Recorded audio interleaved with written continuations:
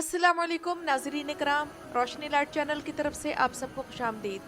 मेरी आज की वीडियो मोहम्मद फादिल और सुल्तानी ड्रामा सीरीज़ के बारे में है। और नाज़रीन इकराम, आज की इस वीडियो में हम इसके एपिसोड 72 का मुख्तसर रिव्यू करेंगे और आने वाली किस्त के वाक़यात के बारे में भी बात होगी। तो अगर पहले आने वाली किस्त के दोनों ट्रेलर्स की बात की जाए तो दोनों ट्रेलर ज़बरदस्त हैं।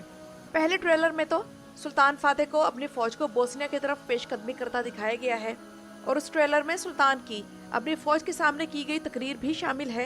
लेकिन दूसरा ट्रेलर इससे ज्यादा जबरदस्त है। ऐसा लगता है कि वलाद जब सुल्तान फातेह को कत्ल करने की कोशिश करेगा तो वो महमद के बजाय अपने ही भाई को जख्मी कर देगा और फिर उसके बाद उसका सामना सुल्तान फातेह से होगा। लेकिन यहाँ हमारे जहनों में ये सवाल होगा कि आखिर वलाद सुलेमान की कैद से कैसे बच निकला। उसे तो शहजादा सुलेमान कैद करके अपने साथ ले गया था ताकि उसे सुल्तान फातेह के कमांडर बहादुर पाशा के हवाले कर सके।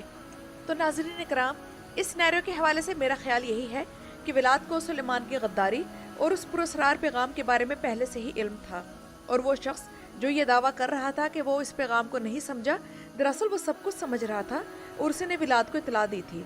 इसलिए वलाद ने उस सारी गैदरिंग के सामने सुलेमान के बारे में इतनी जिल्लत आमेज बातें कहीं और उसके बहुत ज़्यादा इंसल्ट की।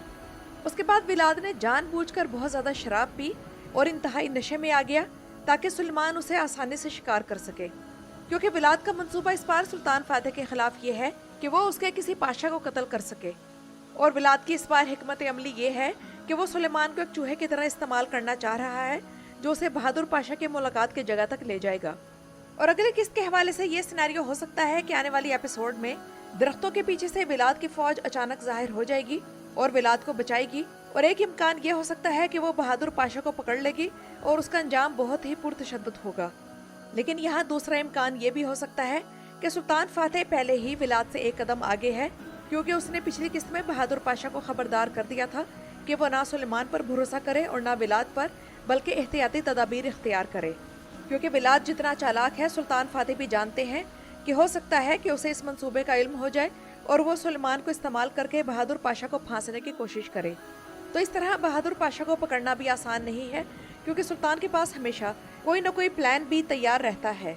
इसके अलावा यह भी मुमकिन है कि वलाद को कैंप तक ले जाया जाए जहां वो सुल्तान को कत्ल करने की कोशिश करे और फिर फरार हो जाए और फिर उसके बाद उसका सुल्तान फातेह के साथ आने वाली जंग में आमना सामना हो। लेकिन नाज़रीन इकराम, हो सकता है कि ये वलाद और सुलेमान की ही आपस की स्कीम हो और सुलेमान ने वलाद को उस पैगाम की असलियत के बारे में बता दिया हो और फिर उसने सुलेमान के साथ मिलकर ये प्लान बनाया हो कि वो उसे कैद करके बहादुर पाशा के हवाले करने का ड्रामा करे और फिर इस तरह वो बहादुर पाशा को पकड़ सके। लेकिन नाज़रीन इकराम, मेरे ख्याल में ये सिनेरियो ठीक नहीं है, क्योंकि अगर सिर्फ बहादुर पाशा को ही पकड़ना था तो फिर सुलेमान वलाद के सर पर यूं चोट ना मारता और उसे बेहोशी में गिरफ्तार करके ले जाने की क्या जरूरत थी। हाल बत्ता ये हो सकता है कि वलाद ने जानबूझकर सुलेमान से कहा था कि वो कबूतरों के जरिए आने वालों खुफिया पैगामात पर नजर रखे, क्योंकि उसे पहले ही उस पैगाम का इल्म था और वो सुलेमान को आजमा रहा था। और जहाँ तक उस जल परी का ताल्लुक है तो ज्यादा इम्कान यही है कि वो भी वलाद के इस मंसूबे में उसकी मदद करेगी, क्योंकि वो वलाद से खौफजदा रहती है और वो वलाद के राइट हैंड ड्रैगोस को फौरन खबर कर देगी और वो एक दस्ता तैयार करेगा जो कि गाड़ी का पीछा करेगा और फिर इस तरह वो बहादुर पाशा को पकड़ने की कोशिश करेंगे। और इसके अलावा जल परी वलाद की इसलिए भी मदद करने की कोशिश करेगी ताकि वो खुद आज़ाद हो सके। तो बहरहाल इनमें से कोई भी सिनेरियो सामने आए, ये बात तय है कि सुलेमान का किरदार अब खत्म हो जाएगा और वो इस सीरीज से निकल जाएगा। लेकिन ये बात यकीनी है कि वलाद बहादुर पाशा को पकड़ने की कोशिश में नाकाम होगा, क्योंकि आने वाली एपिसोड के ट्रेलर में बहादुर पाशा फौज के साथ नजर आता है, जिससे लगता है कि वलाद का मिशन नाकाम हो जाएगा। और नाज़रीन इकराम, अब आते हैं उस जुबान की तरफ जो कि हमें सुल्तान फातेह सीरीज के एपिसोड 72 में दिखाई गई, जिसका नाम चुगताई जुबान बताया गया है।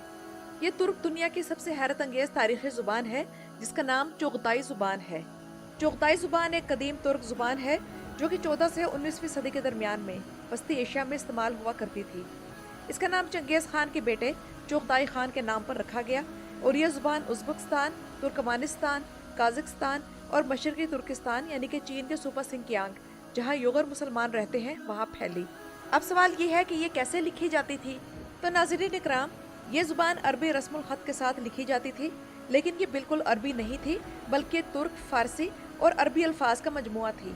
तुर्कों के यहाँ ये अहम इसलिए थी क्योंकि ये तुर्कों के यहाँ अदब और साइंस की जुबान थी बिल्कुल उसी तरह जैसे अरबी जुबान अरबों के यहाँ एक खास मकाम रखती है। अब सवाल यह है कि क्या ये जुबान अभी भी मौजूद है? तो नाज़रीन इकराम, आज के दौर में ये एक अलग जुबान की हैसियत से मौजूद नहीं, लेकिन ये दूसरी जुबानों में मिक्स हो गई है। मिसाल के तौर पर चुगताई जुबान को बाज़ औक़ात उज़्बेक जुबान की एक कदीम शक्ल भी समझा जाता है। लेकिन नाज़रीन इकराम, क्या अब मैं आप लोगों को इस जुबान के बारे में एक बहुत दिलचस्प हकीकत ना बताऊं? और वो ये है कि यही चुगताई जुबान बरे-सग़ीर में आने वाले मुग़लों की मादरी जुबान थी और 20वीं सदी के शुरू तक इल्म और अदब का एक बड़ा ज़रिया रही। और मुग़ल सल्तनत में ये दरबारी और इल्मी जुबान की हैसियत रखती थी। चुगताई जुबान में फ़ारसी और अरबी के असरात पाए जाते हैं और यही फ़ारसी के साथ मिलकर उर्दू की तरक्की में भी कदम पा कदम रही। 20वीं सदी के बाद ये जुबान आहिस्ता आहिस्ता नापैद हो गई, लेकिन तारीख़ी दस्तावेज़ात और अदब में आज भी जिंदा है। अमीर खुसरो ने अपना शेरी दीवान और मुग़ल बादशाह बाबर ने बाबरनामा इसी ज़ुबान में लिखा। इसके अलावा मिर्ज़ा गालिब के आबा अजदाद यही ज़ुबान बोलते थे और ये ज़ुबान हिंदी और उर्दू पर खासी असरअंदाज हुई। निज़ामुद्दीन अली शेर नवाई चुगताई ज़ुबान के नुमाइंदा शायर और लिखारी थे। और नाज़रीन इकराम, चीन में 1644 से 1912 ईस्वी के दरमियान चिंग शाही ख़ानदान की हुकूमत थी। तो इस शाही ख़ानदान ने चीन में बोली जाने वाली जिन बड़ी ज़ुबानों की डिक्शनरीज तैयार करने के अहकामात जारी किए थे, उनमें चुगताई भी शामिल थी। इसके अलावा तुर्की की यूनिवर्सिटियों में चुगताई तुर्की आज भी पढ़ाई जाती है और इसे तुर्क विरसे का हिस्सा समझा जाता है। तो नाज़रीन इकराम, इसलिए हम फ़ख्र से कह सकते हैं कि उर्दू ज़ुबान इसी चुगताई ज़ुबान से निकली है। और आप लोग अपनी स्क्रीन पर देख सकते हैं कि ये वो चंद अल्फाज हैं जो चुगताई ज़ुबान के हैं, लेकिन इन्हें उर्दू ज़ुबान में इस्तेमाल किया जाता है। इसके अलावा एक और अहम बात आप लोगों को यहाँ ये भी बताना चाहूँगी कि अगर आप अरबी में कुछ लिखा देखें लेकिन वो अरबी ना हो, तो या तो वो चुगताई ज़ुबान होगी या उस्मानी ज़ुबान होगी या फिर उर्दू ज़ुबान होगी। इसके अलावा ये ज़ुबान कदीम दौर में और जंगों में भेजे जाने वाले खुफिया मैसेजेस की ज़ुबान थी। तो उम्मीद है कि ये मालूमात आपके लिए दिलचस्प होंगी। अब दोबारा बढ़ते हैं ड्रामे की तरफ।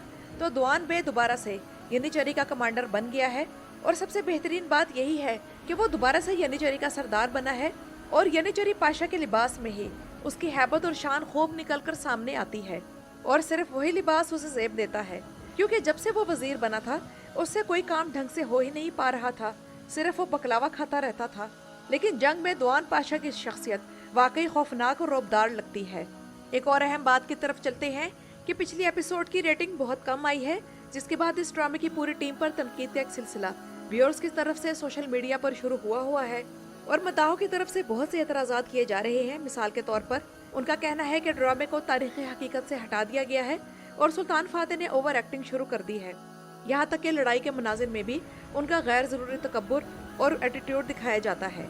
इसके अलावा उनका ये भी कहना है कि पिछली 8-10 एपिसोड से जाली और तोड़ मरोड़ कर पेश की गई तारीख दिखाई जा रही है, जिसमें ओवर एक्टिंग और बेजा शेखी बखाड़ने वाला अंदाज नुमाया है। और साफ वाज़े हो रहा है कि राइटर्स की राइटिंग अब कमज़ोर और सुस्त हो गई है। इसके अलावा ड्रामे में तुर्क कौम परस्ताना रवैया खूब नुमाया किया जा रहा है और किरदारों के सिनेरियोज में भी नयापन नहीं है। और इसके अलावा जाली तारीख भी बहुत ज़्यादा दिखाई जा रही है। मिसाल के तौर पर सुल्तान फातेह को पोप का कातिल दिखाया गया, हालांकि पोप एक अपनी बीमारी से मरा था। या फिर कैथरीन ऑफ बोस्निया को फौज की क़यादत करते दिखाया गया, जबकि ये काम मैथियास कॉर्निवस या स्टेफन को करना चाहिए था, लेकिन स्टेफन को तो पहले ही कत्ल कर दिया गया है। और विलाद के किरदार में भी बेजा तब्दीलियां कर दी गई हैं।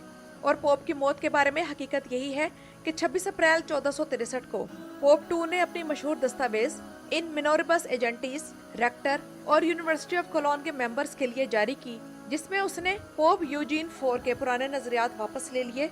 और उस दस्तावेज में पोप का एक मशहूर जुमला ये शामिल था, एनियास को मुस्तरद करो और पियूस को कबूल करो।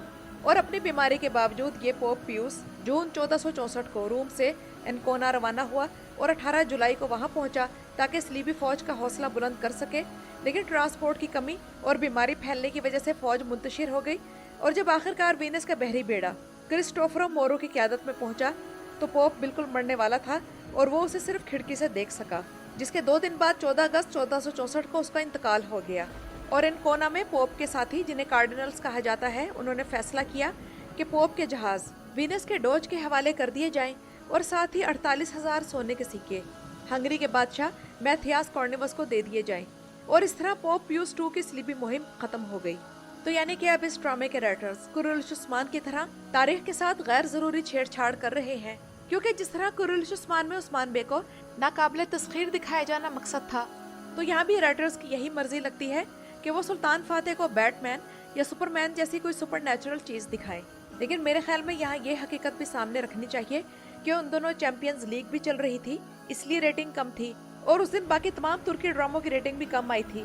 और वैसे भी तारीखी ड्रामों की रेटिंग हमेशा कम ही रहती है, ये कोई नई बात नहीं है। इसलिए अक्सर ऐसे ड्रामे हुकूमती सरपरस्ती में बनते हैं, वरना ये एक सीजन बिना चल सके, क्योंकि तुर्क व्यूअर्स ज्यादातर बॉलीवुड तर्ज के ड्रामे पसंद करते हैं। तो नाज़रीन इकराम, ये तो थी मेरी आज की वीडियो। अपनी राय का इजहार कमेंट्स में ज़रूर कीजिएगा।